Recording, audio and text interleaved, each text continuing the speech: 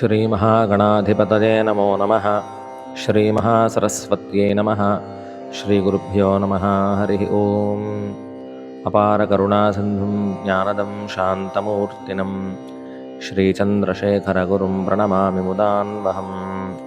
శ్రీచంద్రశేఖరేతీంద్రపరబ్రహ్మణే నమో నమః. మనం చెప్పుకుంటున్నటువంటి నడిచే దేవుడు అనేటువంటి గ్రంథంలో శీర్షికలు అవుతూ ఉన్నాయి.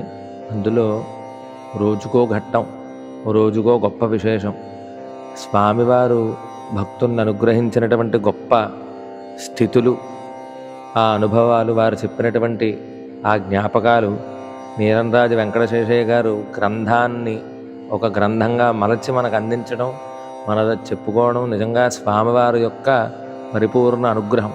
ఇవాళకి చాలామంది పెద్దలు చెప్తూ ఉంటారు, ఆయన ఎక్కడున్నా కూడా స్మరణ చేసినంత మాత్రం చేత వెంటనే మహానుభావుడు అనుగ్రహిస్తాడని. నాకు ఒకానొక సమయంలో నేను వేదాభ్యాసం చేస్తూ ఉండగా కప్పగంతుల వెంకటేశ్వర శర్మ గారిని, మా గురువు గారికి బాగా సన్నిహితుడు ఆయన. అప్పుడే ఆయన ఒక 85 ఏళ్ల వృద్ధుడు. ప్రతి 6 మాసాలకు ఒకసారి అన్నవరం కొండ పైకి నడుచుకుంటూ వచ్చి ఆయన క్షురకర్మది చేయించుకొని వ్రతం చేయించుకోవడం మా చిన్నతనంలో 4-5 సార్లు వచ్చారు. ఆయన వస్తే ఆయన అచ్చుగుద్దినట్టు ఎలా ఉంటారంటే, అచ్చుగుద్దినట్టు చంద్రశేఖరేంద్ర సరస్వతి స్వామి వారిలానే ఉంటారు. అంటే అప్పుడు నాకు అలా అనిపించేది, ఇప్పటికీ అలాగే అనిపిస్తూ ఉన్నది. అంతే వృద్ధుడు ఆయన. ఆయన ఒకసారి అంటే కొంతకాలం అలా వచ్చిన తర్వాత ఆయనతో కొద్దిగా మేము తాతయ్య గారు అని తిరగటం చేత ఆ మహానుభావుని ఒకసారి, అయ్యా నాకు ఏదైనా మంత్రోపదేశం చేయండి అని అడిగాను నేను. అడిగితే, మంత్రోపదేశం ఏమిటయ్యా, నువ్వు ఇప్పుడు వేదాభ్యాసం చేస్తున్నావు కదా, అంతకన్నా గొప్ప మంత్రం ఇంకేం లేదు అంటే, లేదు తాతగారు, మీరు పరమాచార్య స్వామి వారికి బాగా దగ్గరవారు కదా, ఏకాంతంగా ఉండేవారు కదా, నాకు కాస్త ఏదైనా చెప్పండి, స్వామివారు చెప్పింది ఏదైనా ఒక మాట చెప్పండి అంటే, నా దగ్గర ఇవాళకి ఉండనుండేది. ఆయన ఒక పుస్తకంలో తారీఖు, డేటు మొత్తం అన్నీ రాసి ఒక మాట రాశారు, స్మరణీయం చరణజుగళ అంబాయా. ఈ ఒక్క ముక్కే రాశారు, దాని ముందుది కూడా రాయలేదు. ఇది నాకు స్వామివారు చెప్పిన మాట అయ్యా, ఈ మాటను గుర్తుపెట్టుకో, ఎప్పుడు ఈ మాట దృష్టిలోకి వచ్చినా కూడా, అంటే ఎప్పుడు ఎటువంటి ఆపద వచ్చినా కూడా ఈ మాట అనుకోమని స్వామివారు చెప్తూ ఉండేవారు అని చెప్పారండి. స్మరణీయం చరణయుగళ అంబాయా. దీనికి ముందు మాట ఏంటంటే, ఆపదకిం కరణీయం స్మరణీయం చరణయుగళ అంబాజా. కానీ స్వామివారు స్మరణీయం చరణయుగళ అంబాజా అని చెప్పినట్టుగా ఆయన రాశారు. అంటే అమ్మవారి యొక్క పాదపద్మద్వయం, అమ్మవారి యొక్క 2 పాదపద్మాలు కూడా ఎప్పుడూ స్మరణ చేసుకుంటూ ఉండు, నీకు ఎటువంటి ఆపద ఉండదు అని చెప్పారండి. ఆ తర్వాత నేను కొంత చదువు పూర్తి చేసి బయట ఇలా కార్యక్రమాల్లో తిరుగుతూ నేను పుస్తకాల్లో చూసినప్పుడు పూర్తి శ్లోకం కనపడింది. ఆపదకిం కరణీయం స్మరణీయం చరణజుగళ అంబాజా అని పూర్తి పాదం. అది శ్లోకంలో ఒక పాదం. అంటే ఆపద వచ్చి నెత్తిమీ పడిపోయింది, ఏం చెయ్యాలి అంటే, ఆ అమ్మవారి యొక్క 2 పాదపద్మాలని ఒక్కమారు గుర్తు తెచ్చుకున్నంత మాత్రం చేత ఆపద తీరిపోతుంది అని. ఇదే మాట మనకి దేవీ సప్తశతి, దేవీ మహాత్మ్యంలో కూడా వస్తుంది. దుర్గే స్మృత హరసిభీతిమశేషితంతో స్వస్థై స్మృత మతిమతైవ శుభాందదాసి దారిద్ర్య దుఃఖ భజహారణికాత్మధన్య సర్వోపకారకరణాయ సదార్ద్రచిత్తాని. ఇది గొప్ప విశేషం ఏంటంటే, నేను అసలు ఈ పుస్తకం కొనడానికి కారణం ఎవరంటే ఈ తాతగారండి. నేను అప్పుడు నా పరమాచార్యుల వారంటే ఏమిటనేది ఆ తాతగారు చెప్పగా, అలా గొప్ప మహానుభావుడయ్యా చంద్రశేఖర యతీంద్రులని 2009-10లోనో నాకు చెప్పినట్టు గుర్తు. ఆయన వచ్చినప్పుడల్లా పరమాచార్య స్వామి వారి గురించి మేము పాఠశాలలో చదువుకుంటూ ఉంటూ చెప్తూ ఉండేవారు.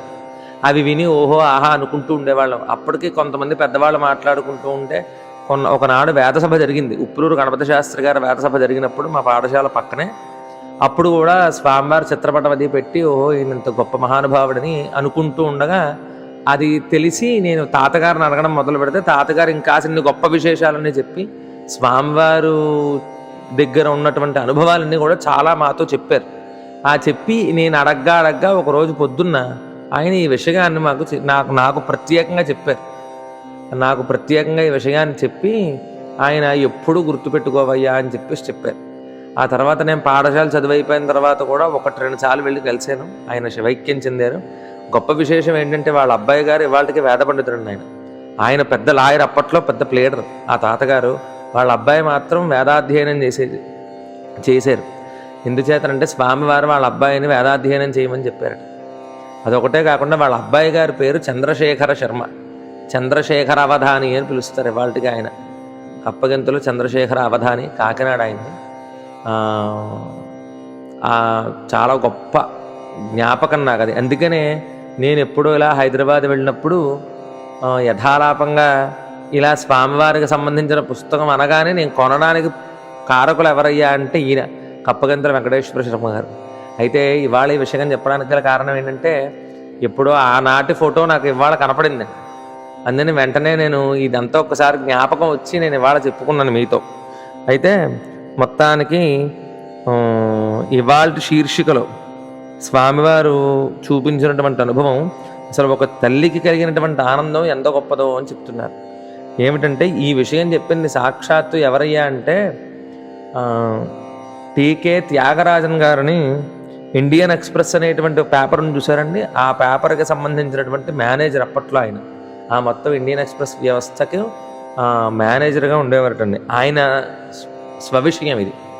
ఒకనాడు తంజావూరుకి సంబంధించినటువంటి జిల్లాలో పేరాలం అనేటువంటి జంక్షన్కి 3 మైళ్ళ దూరంలో విల్లుకుడి అనేటువంటి ఒక ఊరు ఉంది.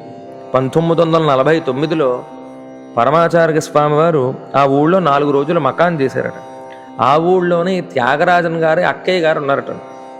పాదపూజ చేయడానికి, భిక్ష పెట్టడానికి యతీంద్రుల్ని ఇంటికి పిలిచి వారికి పాదపూజ చేసి భిక్ష పెట్టేటువంటి ఒకనొక సంప్రదాయం ఇవాటికి చాలా చోట్ల మనకు కనిపిస్తూ ఉంటుంది.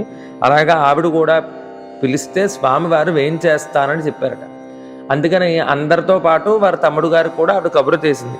కబురు చేస్తే అప్పట్లో మనకన్నీ హెడ్ ఆఫీసులన్నీ ముంబై కాబట్టి ఆయన ముంబైలో ఉండేవారండి టీకే త్యాగరాజన్ గారు. ఆయన బయలుదేరి కుటుంబ సపరివార సమేతంగా వచ్చారు. పూజ అంతా అయింది. భక్తులందరికీ స్వామివారు తీర్థం ఇస్తున్నారు.